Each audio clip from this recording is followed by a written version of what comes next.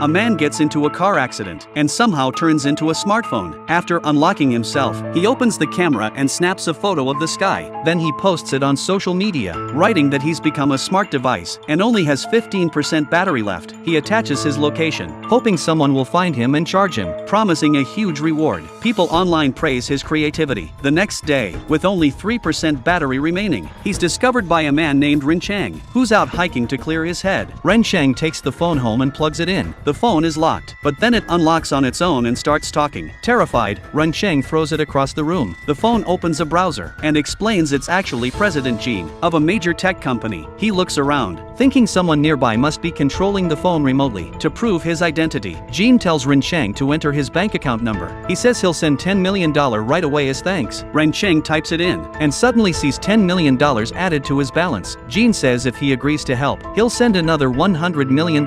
Ren Chang replies, "If you're really the president, let me work at your company." Gene agrees instantly, not as an employee but as the president. On the way, Gene tells him he's already sent the appointment letter to the company email. Ren Chang worries the employees won't believe him, but Gene says you don't need to do anything, just follow my lead. I'll make you into a real president. First step, buy some clothes. Ren Chang splurges on 8 suits and checks into a luxury hotel. Gene tells him they must figure out what really happened on the mountain that day. There are 3 key questions. Did he actually go to the golf course that day? Why did his car suddenly stop? And why did he end up in the mountains? Only by uncovering the truth can Gene return to his human body. Ren Chang feels overwhelmed by the situation, but calms himself down and says, "I hate empty formalities." That's when Eunju introduces herself as his secretary, standing outside the president's office. Ren Chang feels nervous. Inside, he's struck by how massive the office is. After work, Gene tells him to drive to his old house. He wants to see his daughter. Just as Ren Chang prepares to leave, they spot the housekeeper walking out. Panicked, they drive away. Gene tells him to follow the man. He suspects the housekeeper is linked to the accident. They trail him to a cafe. Ren Chang gets closer, but when he sees who the housekeeper is meeting, he's completely stunned.